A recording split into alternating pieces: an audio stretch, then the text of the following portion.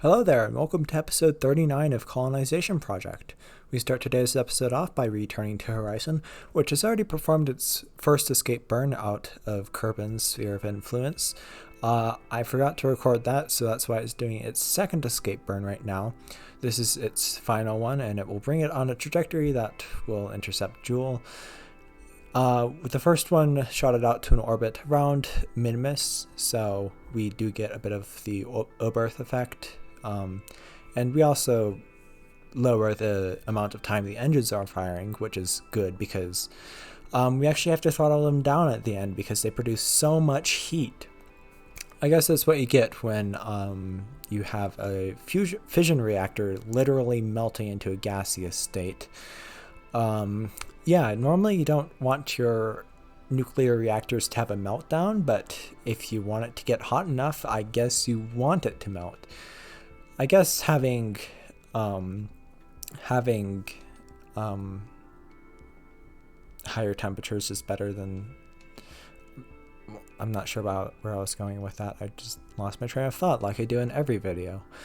But after we do perform a escape burn, it's not as accurate as I would have liked because we have to throttle down the engines. But it's decent enough to where we can perform a mid-course correction later on, and yeah, we can head out to Jool, do some science, unlock some new technology, send a faster thing out there.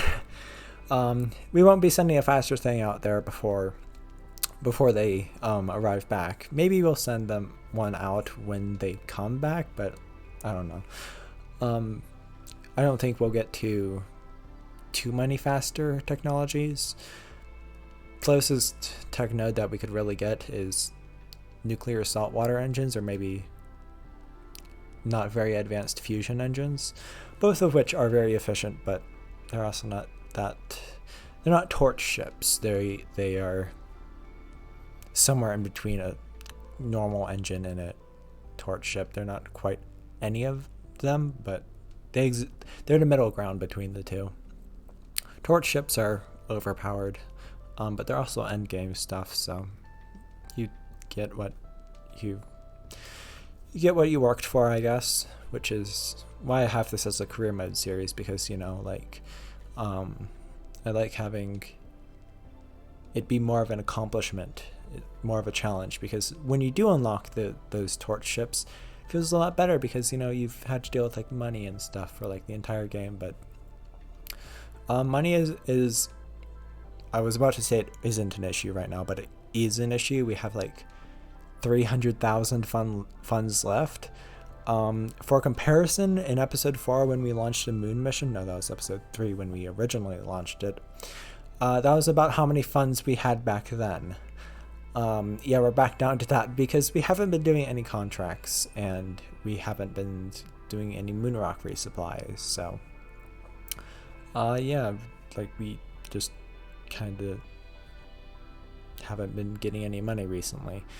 Thankfully, though, I have come up with a solution. It's off camera because it's just more MKS Wolf stuff. So it's basically just we ship exotic minerals down to the surface. We get exotic minerals without really doing anything, and then we can collect it. Not the most efficient way to get funds. We could probably launch more missions manually and get more money, but I'm not going to do that because I can't be bothered to design a return vehicle. Sending things down from Minmus is really hard, especially when you can't really propulsively land it, and yeah, if you have like exotic minerals and rare metals, they're really dense. So what you need to do is you need to have like these big cargo containers, but those big cargo containers, well, once again, they have a ton of mass attached to them. So you can't really propulsively land them, and you kind of can't use parachutes either because the parachutes are just going to like not slow it down enough. So litho braking is a good option, but litho braking is kind of it's curable, definitely, but it's also not the most reliable thing. You know, you could either end up crashing into the ground and just the heat shield is lost, or you can crash into the ground and everything blows up and you lose millions of funds of resources. Both of which, well, the first one is good, but the second one isn't that good. However, right now we are launching more infrastructure out to Jool. The Starship launches you just saw were more infrastructure, which is why I didn't really talk about that. You saw that the same thing launch in the last episode. I don't need to talk about it this episode. But I should probably talk about this because we didn't launch this before. So this is more, like I said, more infrastructure. It contains a lander because I forgot to put one on the Jool spacecraft. The lander is for, I believe, Val, Pull, and Bop.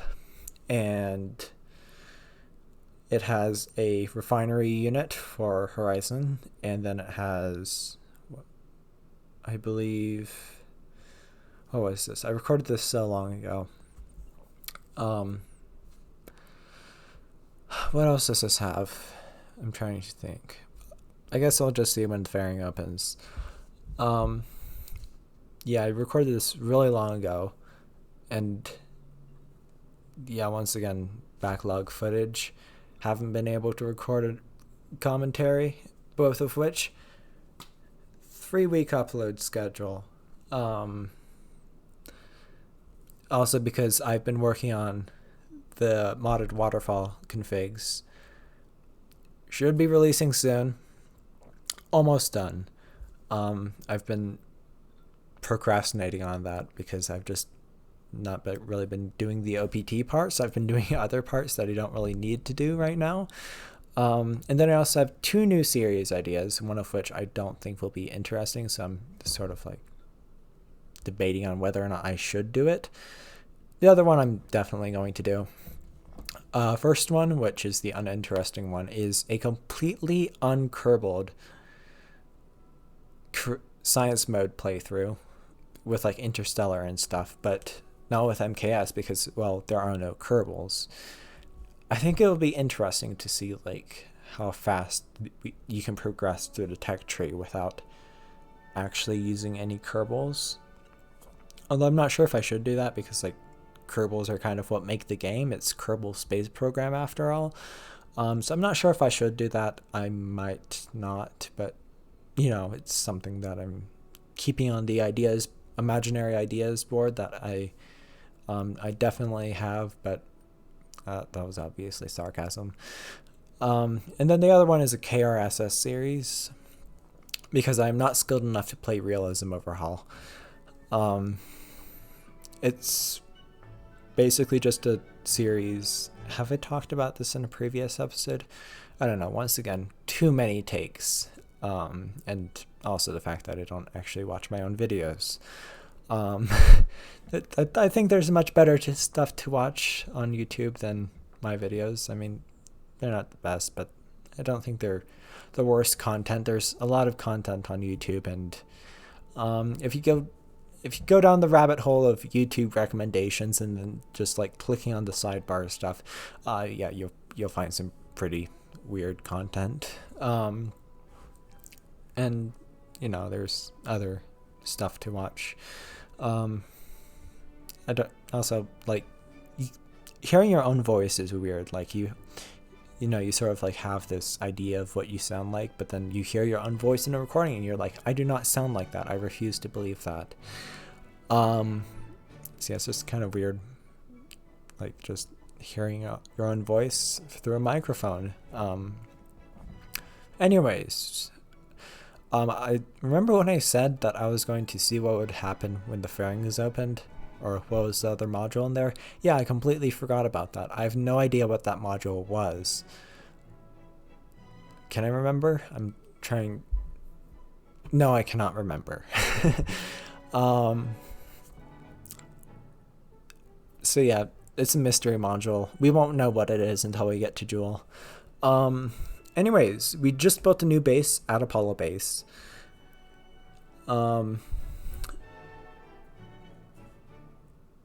Yeah, we built a base on Apollo base. It is a manufacturing base that will build a much larger colony in about a year once we send crew up there. However, the reason why I used Vessel Mover was because the probe core that I needed to attach to it, just glitched into the ground, which I think was a result of the Kraken, which means that it is completely legal. Like Kraken attacks, like they kind of warrant use of the cheat menu. Although that's Vessel Mover, so it's not really cheating, but it's not really exactly not cheating either. However, that manufacturing base, it needs it needs machinery. And machinery requires specialized parts and material kits, both of which we have, but we don't have enough of because we're using those to, produce stuff. Specialized parts and material kits equals rockets for some reason. I'm not sure why they don't need like much more resources, but that would make it much more complex. And I think MKS hits the right balance between complexity and fun, I guess. So that thing was just making more material kits so we could continue manufacturing stuff on a Minmus and still have enough to create machinery, because machinery is required for things to function. If you don't have machinery, nothing can function and everything is bad. However, if you do have machinery, things can work, and I don't know, it just works. Of course, you need the other resources first, but everything requires at least a bit of machinery, which is why we need it, because there's none of it on this base. However, that thing was not producing machinery, it was just producing material kits, and this little module here, actually the one that we just detached a bit earlier, is producing machinery. And this thing is delivering the machinery to the base, the new base. It doesn't have a name, and it never will, because it's just a manufacturing base. We're going to get rid of it as soon as we have the colony. We're not getting rid of Apollo base. Apollo base is sort of like a historic landmark, it has it's our first off-world colony. Of course we're going to keep it. Also, it would be really hard to salvage it into smaller parts, and what are we going to do with that? We have unlimited resources on Minmus. However, I do think I'm going to disassemble the Luna transfer vehicle into scrap, because it's too dangerous to come back into that thing. I look at it, no heat shield, no re-entry capabilities. I'm not sure how we managed to do it the first time, but it's not coming back. We're disassembling it on Minmus, and the crew of Apollo base will more than likely come back on the Ranger, which is what we're launching right now. Hopefully there's enough crew space on there to contain the crew of Apollo base. If they don't, they're stranded on Minmus until we send up something else. So we're sending up the crew to the manufacturing base so they can manufacture the colony. 4 Kerbals manufacturing the largest colony Kerbal kind is probably going to see for a long time. Not sure how that works. Maybe they have like construction drones or something. We have fusion engines. Of course we're going to have robots. Although I'm not sure why we can't just use robots in the first place. I mean, maybe they needed like a human overseer to prevent them from like going rogue and mining Minimus and turning them into like paper clips or something.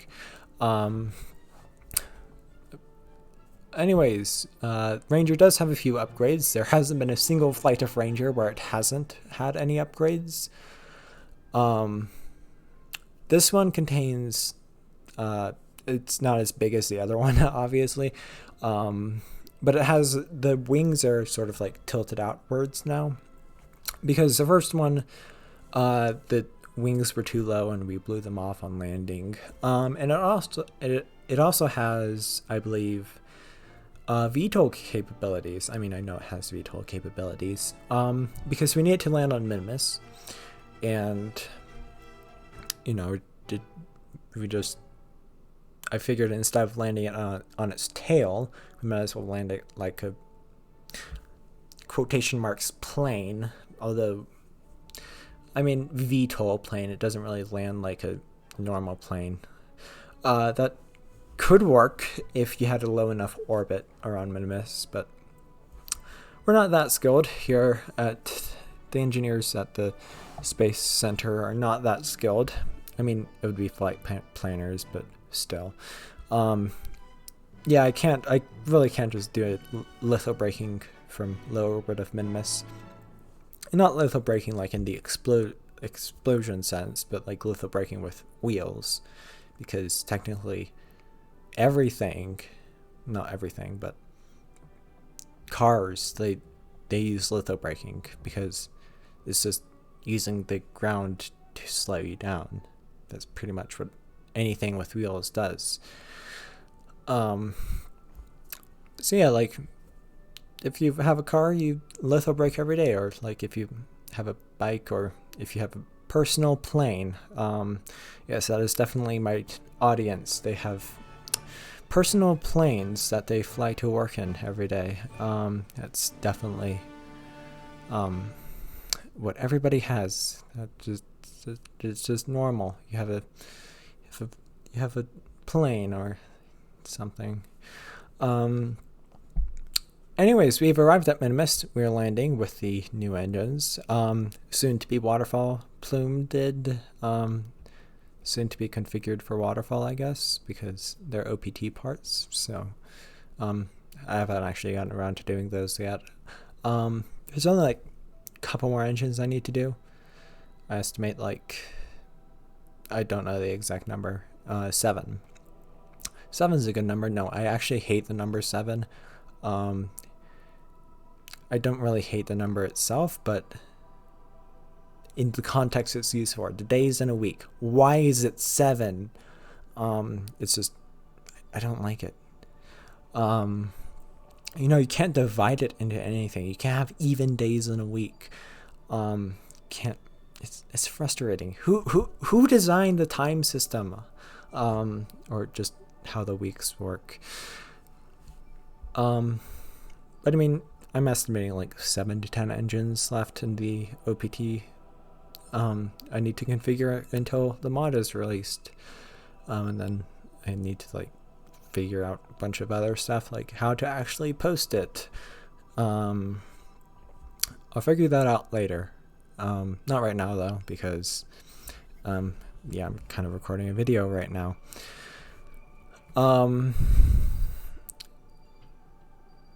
Anyways, the crew has transferred into Apollo base. We're not actually going to use extraplanetary launch pads to build that. We have more than enough material kits per second. And,